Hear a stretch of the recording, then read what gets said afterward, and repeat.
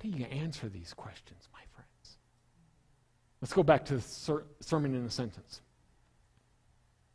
The sermon in the sentence. We are free in Jesus Christ.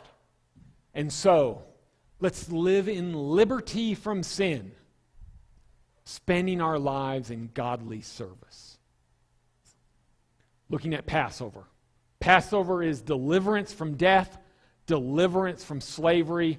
It's releasing the Israelites to be the people of God. It's about identity and purpose. You and I have our identity and purpose in Jesus Christ because of deliverance. And He has not only freed us from our sin, we are free from sin, but He has also given us the purpose of serving Him. That's the reason for our liberty. The reason of our liberty is so that we can serve God. That's what Galatians chapter 5, verse 13 said, right? Let's not take our liberty as an excuse to indulge the flesh, to do evil, but instead let us lovingly serve others. In one verse, it takes the idea of deliverance, freedom from sin, and then now let's use it to love one another. That's the reason we still exist, is we're supposed to be serving one another. You do not exist to pay the mortgage. You do not exist to have children and grandchildren and retire. You do not exist for golf or travel or whatever nonsense you think you exist for. Whatever the American dream sales pitch that you have bought into, that's not why you are alive. If you are living for those things, you are selling yourself short. Because your purpose, my friends, is divine. Your purpose is glorious. You breathe every day getting out of bed because God has a purpose for you that transcends all of that cultural, social, economical, relational nonsense. And that is to be an instrument of God. Be an instrument of God. And do that by lovingly serving others. Now, if we struggle with the idol of me. Because I'm the center of the universe, you're the center of the universe. What more greater expression of the opposite of that than lovingly serving somebody else? See how that's the opposite? Because when you lovingly serve somebody else, it's the very opposite of this is about me. It uses that word love in Galatians chapter 5, verse 13. And that is not love of flag, dog, mama, and truck. That word love means selfless and sacrificial. So the opposite of me is selflessly and sacrificially serving someone else. Serving someone else. Now, we're okay with that if we're serving people that we like. They're a nice guy. They're worthy of my selflessness and sacrifice. Bad. Everything about that sentence is bad. No. Selfless sacrifice. Loving others. Love your enemy. Love your Karen at work who's gossiping behind your back and trying to destroy your career, eats your yogurt out of the fridge, and tattles on the boss every time you're on the phone. Selflessly and sacrificially love that person. That's our purpose in life. Our purpose is to do. Our purpose is to be the hands and feet of Jesus. We are saved by grace for the good deeds that God has prepared in advance. We love Galatians chapter 2, verses 8 and 9. You probably have those memorized, right? For by grace you have been saved through faith, not as an act of your own, but a gift from God. But we don't like verse 10, because verse 10 says we have good works that were prepared beforehand that we might walk in them. If all it was about us being saved, when you came to faith in Jesus Christ, He would rapture you up into heaven, ending the temptation and the struggle against sin. You come to faith in Jesus Christ, He teleports you into heaven. You're in glory now before Jesus. You're spending all eternity singing in the heavenly choir. You're outside of sin. But He doesn't do that. Instead, when you come to faith in Jesus Christ, He changes your identity in grace and mercy. He changes who you are, and then He puts you to work. Because the gospel proceeds forward in and through us. That's our good deeds.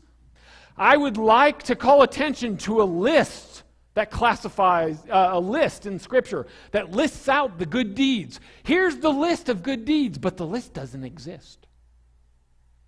The Bible's got a lot of lists of genealogies. The Bible has a lot of lists of sin, but it does not have a list of serving, a list of good deeds. And that's because the list is open-ended.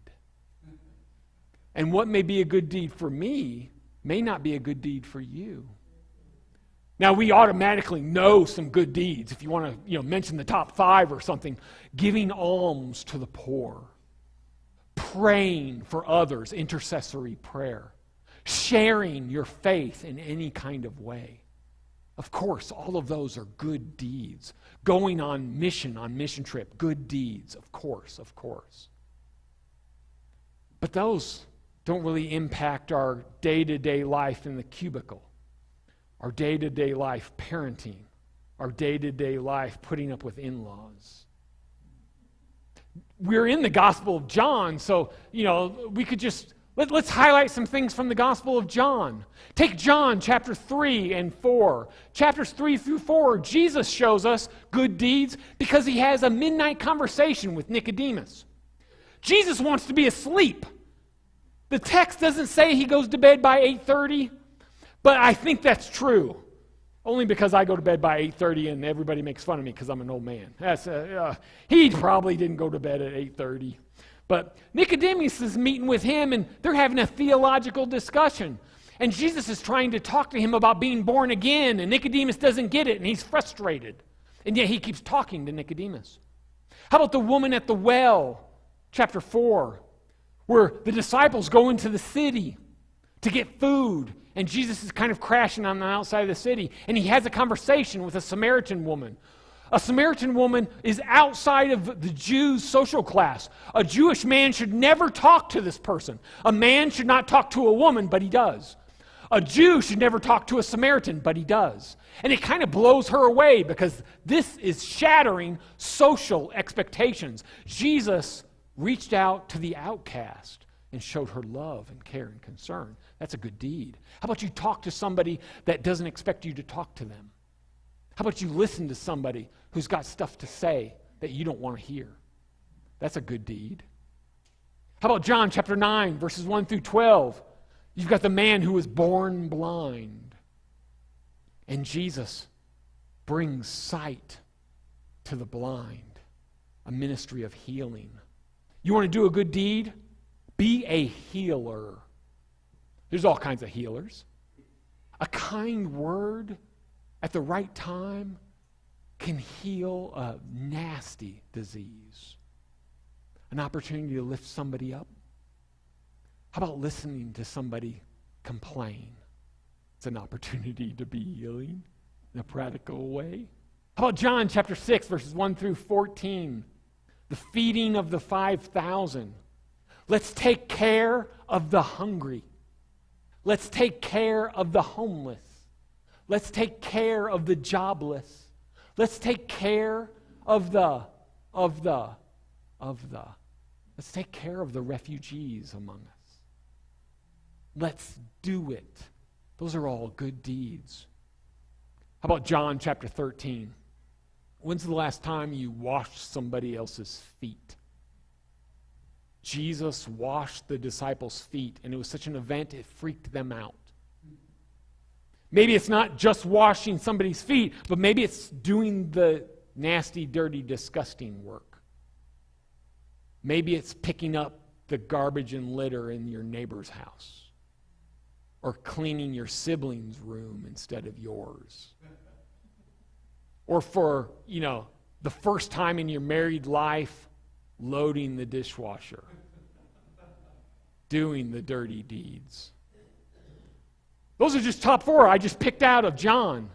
When I think of good deeds, when I think of living in grace based on our identity, I go to Romans chapter 12. Romans chapter 12 has a whole bunch. How about Romans chapter 12, verse 10, giving preference?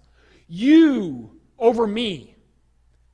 Our opinion completely disagrees. I'll stay silent even though I know you're wrong. It'll be okay.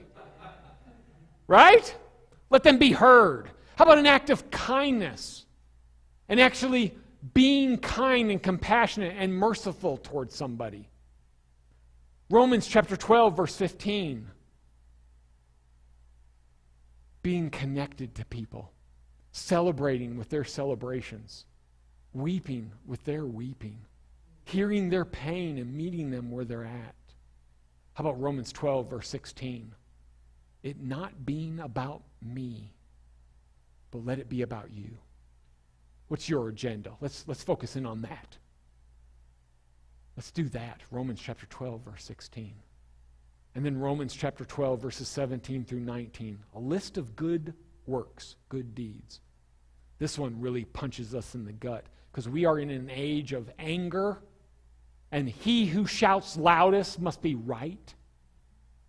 And it doesn't matter if your feelings are hurt. What matters is I am right and you acknowledge that. Romans chapter 12, verses 17 through 19 tells us to be at peace with everyone. Be at peace with everyone. If that doesn't settle family fights, I don't know what will. Be at peace. When you choose peace over fighting, you have done a good deed. It doesn't matter that you're right and they're wrong. That's just another expression of reducing self and selflessness. In fact, if you really want to do the good deed, choose peace over letting you be right. Can you imagine how that would change marriage or a work environment or a church environment? How it would change Layton? How it would change the United States if we chose peace over everything else? What's most important is that we're good, right? How would that change things? Lots of stuff.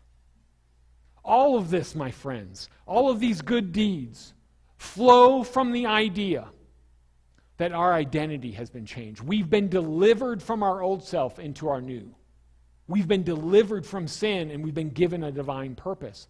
And that divine purpose flows from the fact that we are God's. We belong to God. We are His possession, and therefore we have His purpose. And so what we should do is we should get busy doing it. If we're so busy doing the good deeds God has laid out before us, we will be too busy to be obsessed with temptation, sin, evil, and wickedness. We will be so busy taking ground in the victory of Jesus Christ, retreat won't even occur to us. We'll be so absorbed with doing God's will that we won't hear the voice of the enemy whispering temptation to us. We just won't have the time, the attention to give it. Let's get busy doing good. We've been liberated for service. So whom do you serve?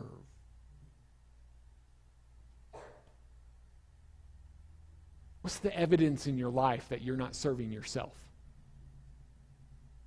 How are you serving?